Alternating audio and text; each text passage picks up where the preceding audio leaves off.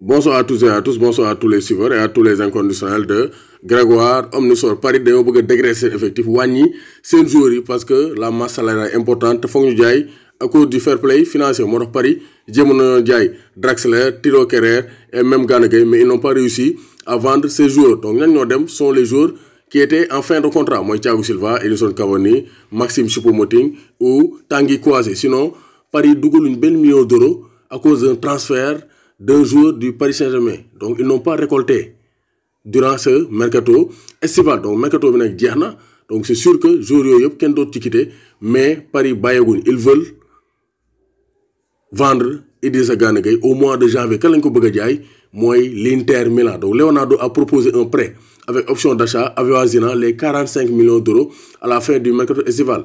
Mercato bi avant muy jeex Leonardo dafa proposé Gana Gueye ñu àll ko Inter avec option d'achat 45 millions d'euros.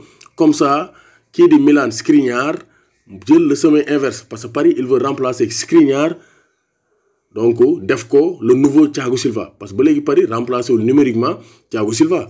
Donc il voulait donc introduire Gana Gueye dans la transaction pour indi Skriniar, défenseur, pour Gana Gueye dem fële ci Inter. Mais Leonardo, selon le site Foot 01, donc relayé par l'expert Djibi Sissoko, donc l'Inter veut Gana Gueye. Et Leonardo veut vendre Gana Gueye pour avoir Skriniar. Donc en janvier, Gana Gueye, si sa situation n'évolue pas, parce qu'avec l'arrivée de Danilo Pereira, international portugais, titulaire au Portugal, donc ça sera compliqué pour Gana Gueye cette saison, vu les dernières performances de Gana Gueye, surtout en équipe nationale.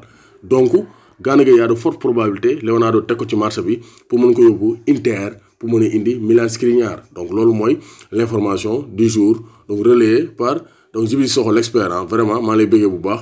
Donc di leen bëggee News for les Lakers succèdent au Toronto Raptors. Donc Los Angeles Lakers ñoo dominé Miami Heat 106-93 dimanche dans le match 6 de la finale et ont été sacrés champions de NBA pour la 17e fois de leur histoire. Donc LeBron James a été désigné MVP des finales, c'est-à-dire le meilleur joueur de ces finales. Donc MVP, c'est le joueur qui a été le plus important. Sans réels enjeux, l'écart ne descendait pas sous la barre des 20 points parce que après donc troisième quart-temps, les Lakers avaient plus de 20 points d'écart. Donc c'est pour dire que ils ont largement battu leur homologue de l'Est, les Miami Heat, amenés encore par un grand Jimmy Butler, mais il y avait le grand LeBron James donc qui n'a pas donc déçu. Il a été exceptionnel. Donc vraiment LeBron James qui a permis donc aux Lakers de s'imposer. 10 ans plus tard,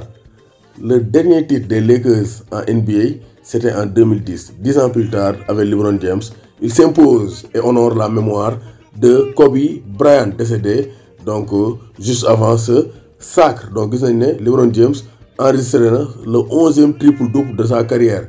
Un record devant Magic Johnson, 8, donc avec 28 points, 14 rebonds et 10 passes décisives. Donc c'est pour dire que vraiment, il a été exceptionnel.